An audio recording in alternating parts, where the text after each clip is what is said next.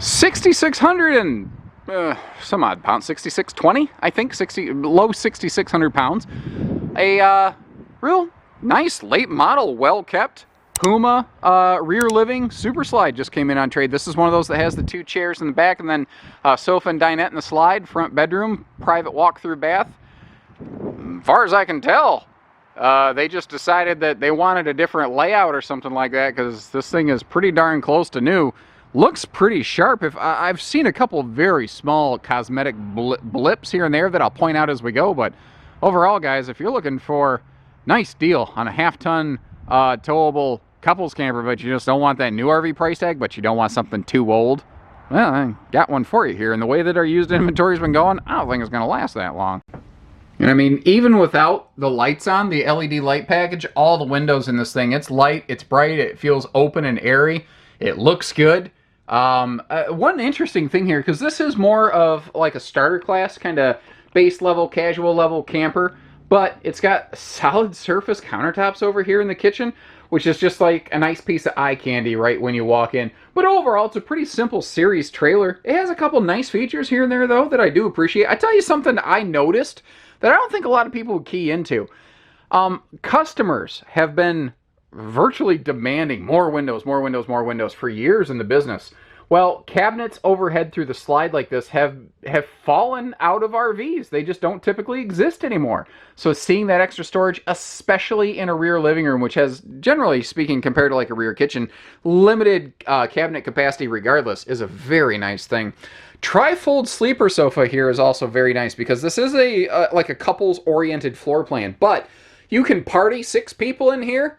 But you could very easily sleep 4, because that opens up to like a 2 adult sleeper. I noticed that all of the side windows open for airflow. Notice the window beside the sofa and the 2 swivel rocking chairs all open for airflow.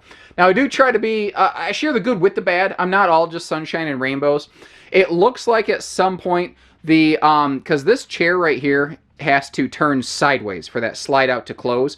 It looks like at some point maybe the chair shifted in transit and got behind the slide fascia, or something caught it, because I see where wrestling the chair in place, it did scuff here, and it looks like this got pulled away a little bit, but that can be kind of pop nailed back in place. It's not a major long-term deal. I'm just trying to be fair, let you know what I see. The only part of this RV that really shows any use, though, is that one chair on the right-hand side. Beyond that, she looked good. She looked real good. Spinning us around here, the kitchen has that nice skylight up top. It does have a sunshade, so you can get some extra light, but that shade will really help block a lot of excess sunlight from burning you out of here. Down below, we already talked about that nice solid surface counter. Easy reach power outlets in here, too. But nice drawer space. You know, you got 4 drawers in view just right here. And if we wrap our way around, that is, I believe, a 7 cubic foot fridge freezer. Usually the giveaway there is that it has different kind of handles. Now the funny thing is, you see these handles and you see how they wiggle, and everyone says the exact same thing. They say the same thing I said when I first saw them. They go, oh, that looks cheap. This refrigerator handle is literally designed this way because people rarely grab and pull straight out carefully. When you own this thing, you walk up, you're in a hurry, you whack the handle. It's designed to have some horizontal spring and play intentionally. I also like the fact that it does have a dedicated 6.5 foot tall floor to ceiling pantry next to that fridge, which is a feature a lot of rear living rooms often lack. Another good look at that big super slide over here, and I like the freestanding table. The lighter color of that, not to mention the fact that it's not so blocky and imposing as a booth dinette, it does make the RV look and feel a bit bigger.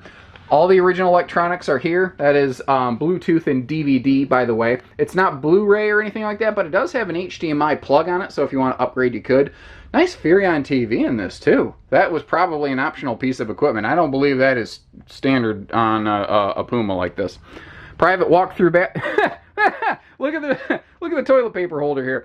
The way it's kind of half wrapped up, it reminds me of, like, you know when you see a cat, like, starts pawing at the toilet paper and they unroll half of it and you have to roll it back up. That's what that looks like to me. I'm not saying that these folks had a cat. I'm just saying that's what it looks like. Rolling down the road, it's very easy for that to unroll itself.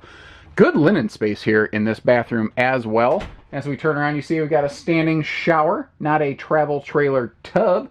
Although we do have one of those big, Palomino being kind of for lack of a better way to phrase it, sort of a redheaded stepchild of Forest River. They're a subsidiary thereof. They get a lot of the same fixtures using Forest River's buying power, like those bigger sinks right there.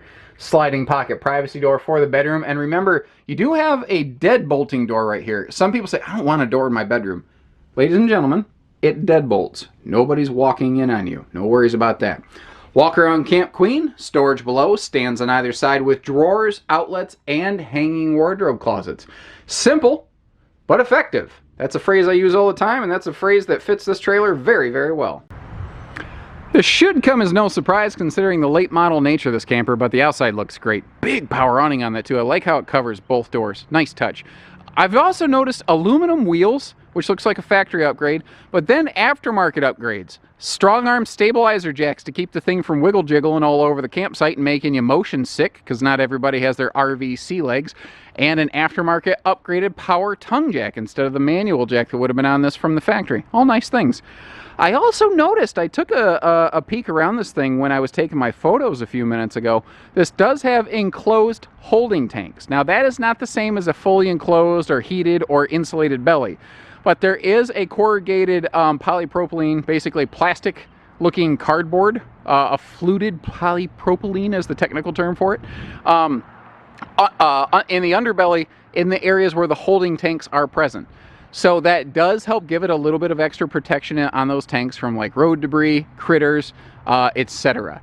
And, you know, any protection is better than none. Imagine it was a little chilly outside. This RV doesn't have a coat, but it does have a light jacket. Does that make sense? I think it does. Looks like they also added the roof ladder on here. So I'm going to guess. I'm pretty good at piecing stories together. The folks probably custom ordered this trailer, and they ordered every single thing on it from the factory they could. And then they added a couple more things after that. And I think you folks are going to reap the benefits of it. And I'm going to sneeze. Hold up. Sorry about that. I didn't want to blow your ears off with a sneeze, and I figured as long as I'm cutting the video, might as well climb up top here. Roof looks fine. It needs cleaned, but the RV's been in storage, so this is pretty much exactly how I expect it to look. The seals look fine. Other than a cleaning, she's good up here. And I noticed they even added a nice little Max Air cover for the bathroom vent. And obviously, by virtue of the fact I'm up here, you can discern it is a walkable roof. So, if you get on our website, you're like, hey, you got those J-Flights, those Cherokees, those Grey Wolves, those Wildwoods, those Catalinas. They are really good looking, man. I like what you do there, Josh at Halets. But, sorry man, it just ain't in the budget. Well, give us a call. We'll get you a virtually new camper with this used Puma right here. Save you a bunch of money. You know, it's kind of like getting a late model, low mile car. That's basically what this is, except, you know, it's a camper. So, give my family's dealership over here a call. We are family owned and operated since 1989. Give us the opportunity. We'll earn your business. Take care. Stay safe. Have fun and happy Halet camping, everyone.